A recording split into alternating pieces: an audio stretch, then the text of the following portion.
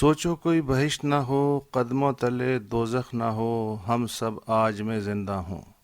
سوچو کوئی ملک نہ ہو، مرنے مارنے کا سبب نہ ہو، مذہب بھی نہ ہو، سب پر امن رہ رہے ہوں۔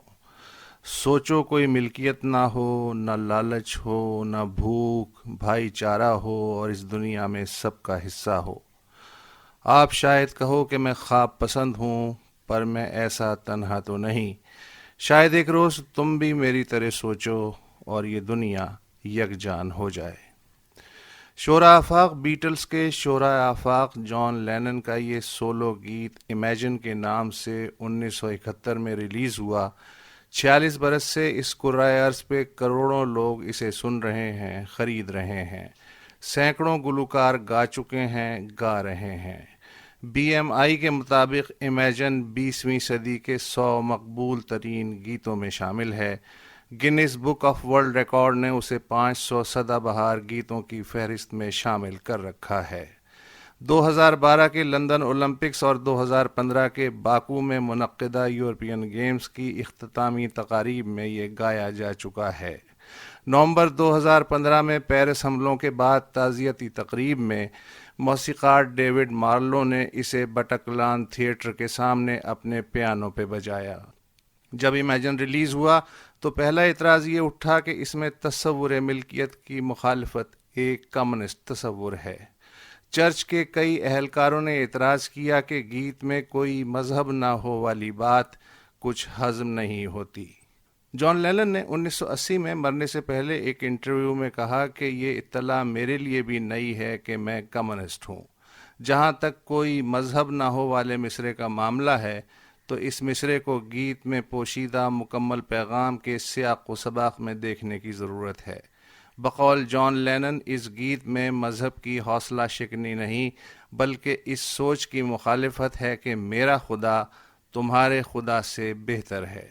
مگر بھلا ہو میرے صحافتی گرو انصار عباسی کا، جن کے ایک ٹویٹ نے مجھ جیسوں کی آنکھیں کھول دیں۔ ہوا یوں کہ کراچی گرامر اسکول میں ہمیشہ سے سالانہ ان ہاؤس میوزیکل کانسرٹ کی روایت ہے۔ اس برس اس کانسرٹ میں بچوں کے ایک گروپ کو امیجن بھی گانا تھا، مگر گرو انصار عباسی نے کانسرٹ سے ایک روز پہلے ٹویٹ میں بھانڈا پھوڑ دیا کہ کراچی کے ایک پرائیویٹ اسکول میں جمعہ کو ایک کانسرٹ منعقد ہو رہا ہے، اس میں طلباء جان لینن کا گانا کوئی جنت کوئی دوزخ کوئی مذہب نہیں گائیں گے۔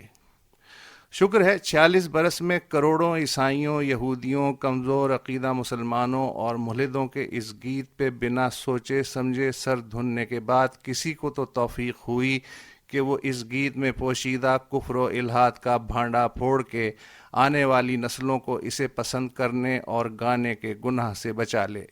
مولانا تقی عثمانی اور مفتی عدنان کاکا خیل جیسے جید علماء نے بھی اس کار خیر پہ گرو انصار عباسی کو دعائیں اور مبارکباد دی ہے۔ اب جب شاعرانہ سیاق و سباق سے ہٹ کے ایک ایک مصرعے اور استعارے کے پوسٹ مارٹم کا کار خیر شروع ہو ہی چکا ہے تو میں گرو انصار عباسی کی توجہ اس جانب دلانا چاہوں گا کہ دیوان میر کو بھی تعلیمی نصاب سے نکالا جائے، جس سے کھلم کھلا الحاد کی بو آتی ہے۔ مثلاً میر کے دین و مذہب کو اب پوچھتے کیا ہو، ان نے تو قشقا کھینچا دیر میں بیٹھا کب کا ترک اسلام کیا۔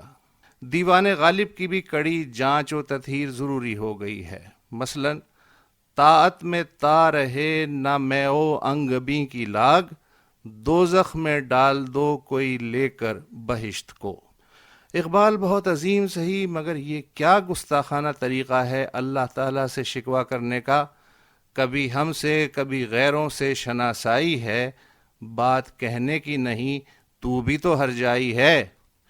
میری گرو انصار عباسی سے گزارش ہے کہ جان لینن کی طرح بلے شاہتا جان ایلیا تمام شعراء کے الحاد و کفر کا پردہ چاک کر دیں تاکہ کم از کم پاکستان کے 21 کروڑ سے زائد عوام تو اس زہر سے محفوظ ہو جائیں جو پچھلے کئی سو برس سے ہمیں بے لگام شاعری کے نام پہ تباہ کر رہا ہے۔